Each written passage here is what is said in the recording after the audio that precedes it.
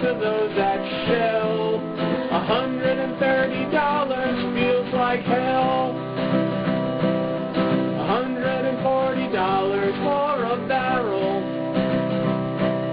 It feels like they're gnawing at my marrow. My healthcare doesn't cover oil-related visits. $140 ain't good, is it? $150 for a barrel. All I'm getting for Christmas is a carol. I can't afford to get a turkey or a gift. $150, I got stiff. $160 for a barrel. They're taking in profit with a wheelbarrow.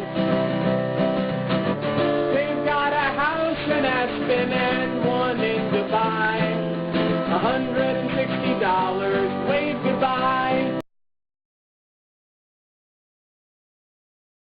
I chose this topic because since the Industrial Revolution, oil has been one of the most influential natural elements in the history of the world. The word influential is chosen in lieu of important because without the necessities of food, water, and shelter, the potential of oil could have never been realized. Humankind has gone from walking places to standing on the moon. We have gone from physical labor as a means of production to production line manufacturing. Trips that used to take us weeks and months and used to be deadly can be done in hours and with the convenience of air conditioning and cup holders. Oil is a large part of this technological advancement. However, we see that oil is a finite resource that cannot be replenished. A demand for a finite resource is bound to encounter scarcity at some point or another. Rather than looking at a particular consequence of our frantic search for oil, such as the BP spill, I wanted to look at the underlying economy fueling the industry. Before conducting research, I had applied my economic learnings to the common knowledge of the oil industry. I knew that there was an international monopoly on which the U.S. depended for its oil. I knew that Americans used oil daily with impunity, and that a finite resource with such a demand is bound to rise in price. I did not know the specifics, but I suspected that the invisible hand would guide this market like any other. I believed that if America ever encountered a genuine threat to its survival or its international presence, that it could end this dependency with great rapidity. First, there are a few key concepts that must be discussed. For this, we can refer to Microeconomics Explore and Apply by Ronald Ayers and Robert Collins. A monopoly by possession is when a single firm owns the resource needed in the production of a good, for which there are no close substitutes. An oligopoly is a market with one or more sellers, where at least one seller can significantly influence price. A cartel is a group of firms that have united so as to eliminate competition and to secure greater profits. The international oil industry is clearly oligarchic. There are various countries having something close to a monopoly by possession that have banded together to form a cartel called OPEC, the Organization of Petroleum Exporting Countries. This cartel meets annually to determine what quantity of oil and petroleum every country can sell and at what price. But they don't like to call themselves a cartel. It just doesn't sound as good as an establishment. To ensure the stabilization of oil markets in order to secure an efficient, economical, and regular supply of petroleum to consumers, a steady income to producers, and a fair return on capital for those investing in the petroleum industry. As we can see in the Annual Energy Outlook from the Department of Energy's Energy Information Administration, in 2004, OPEC held, or will hold in 2025, 870 billion barrels of the world's 1,266 of proven oil reserve. This is nearly 70% of the world's oil. This is good news for them because their market power is not waning anytime soon. In this next figure, from the OPEC Annual Statistical Bulletin of 2008, the estimate is even higher. OPEC states that, at over 1 trillion barrels, it controlled 79% of the world's crude oil reserves. The rest of the non-OPEC countries had only 271 billion barrels, which is just over 1/4 of OPEC's.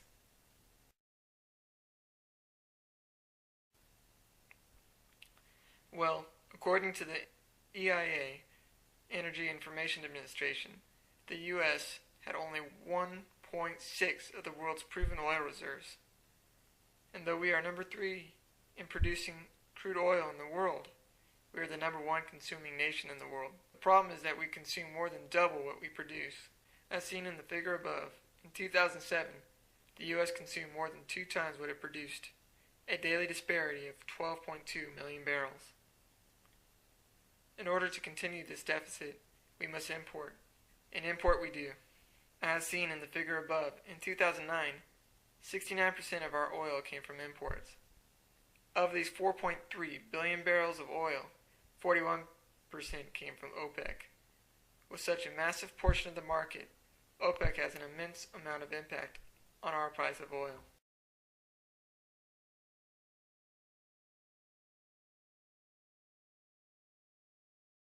A month on gas. Well, that depends. Probably about $100. Yeah, That's why the way I used to drive to LA and back every day, so I had to. Oh wow, yeah, that's So now I don't. So, yeah, I used to spend over $100 a week. wow. Like, how much do you spend on gas per month normally? I think 60, 70. Gas you use in a month? Like, how much does it cost you? Normally, Yeah. I got 4 cars, probably $200 a month. Oh, $200 a Yeah. month. How much gas do you use a month? Like, how much does it cost you a month? Yeah, a month. $50. Excuse me, can I ask you just a couple questions? I'm doing a project from an econ class at TV. Could I just ask you, like, how much you spend on gas a month? Guessing? Oh my gosh. Well, I usually fill up with about $56 to $59. Oh, 66.59. Yes, and I usually fill up at least every 2 weeks. Every 2 weeks, and that's always we still got $120 in. Yes. 160. About how much? 160. So how much does gas normally cost like a month? You know what? I don't really travel that much. Probably, $100, $150. Oh, that's good. That's good. What's the most you would pay for a gallon of gasoline? Whatever it is. What's like the most you pay for gasoline? Like what per gallon? How much would you pay? How much would I pay? Yeah, like if it got so expensive, when would you stop buying gas? Well, I think it's about $3.50 a gallon or Is so. that $3.50? And so how much would be like? How much per gallon would you not pay? Like how much would be too much per gallon? I think right now I say 3 would be okay. 3, okay. Yeah, about 3 or below. Yeah, so if you're going like 350, you probably wouldn't buy Oh, more. yeah. And do you think the price of gas is too much? Oh yeah, way too much. Or what about should it be? What do you think? What do I think it should be? It should be back like it used to be, into the lower $2 to Less than $2, $1.75 range. And how much, like, if gas costs like $3.50, how much would you not buy anymore? How much does it cost? But we already don't drive as much as we'd yeah, like you're to. already cutting back. We cut back on all the trips now. And do you think like the price of gasoline's too high? Right now, no, I think it's pretty decent. Yeah, it's pretty good. How expensive would it be before you stopped? Well, it's already been like 3 something. Oh. We need gas here. Do you think the price of gasoline is too high, or how's it now? I think it's good now, but How much would be too high? How much would you not pay anymore? probably like $4.50. $4.50. Yeah. So what do you think about the price of gas? Is it too high or too low? Or?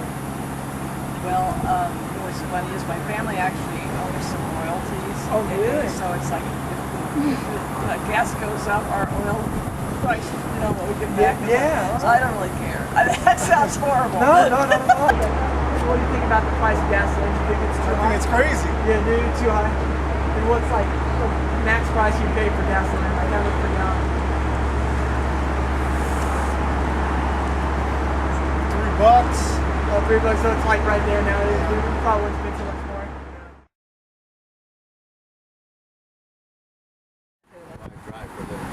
Oh, really? have to have gas. Yeah, you have to have gas. That's the plan. So then, if you couldn't have gas, what would you do? So what would you do instead? You need to transport? Or I just go with what we have. I mean, it's too high, still have it.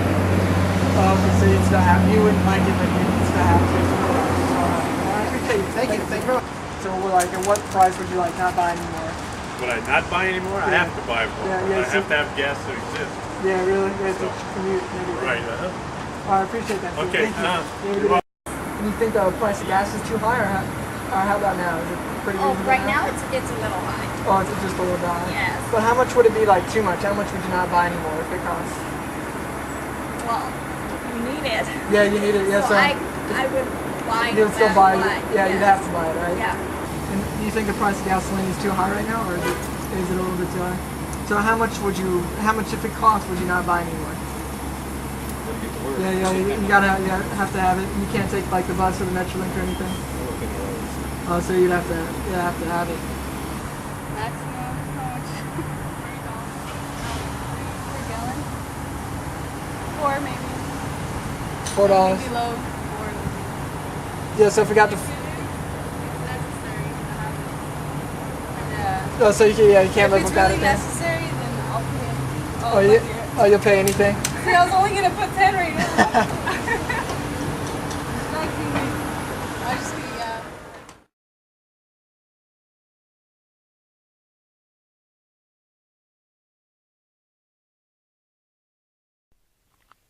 As we can see, most people think the price of gas is too high. Yet almost all, even those who said they would stop buying it if it got too expensive, said later that they would still buy gasoline. It is here that we see the contradiction alluded to earlier in this video. We cannot logically say that the price is too high for a finite, scarce resource. The market will dictate this, since we have no legal or moral right to foreign oil. On the contrary, it can be discerned that the price of oil is contrived appropriately. OPEC is simply doing what all for-profit firms do. They are following the rule of profit maximization, which dictates to produce only as long as marginal revenue exceeds marginal cost. The price is too high only when marginal revenue declines. By looking at the profits of OPEC, we see that this revenue is doing pretty well. But most people in the video said that they would willingly or unwillingly pay more for gas. Demand is highly inelastic. The question is then, why has OPEC not raised the price of gas further? The answer is foresight. They want to sustain their oligopoly for as long as possible. While most everyone said that they would have to pay more for gas if the price of oil went up, OPEC knows that this would significantly expedite the development of alternative fuel sources. Currently, as seen in the video, most are relatively willing to pay $3 a gallon. OPEC has undoubtedly done such studies and has recognized this fact. They have it good right now and do not wish to rattle their oligopoly by getting too greedy. They want to keep the price of oil more economical than alternative fuel sources for as long as possible.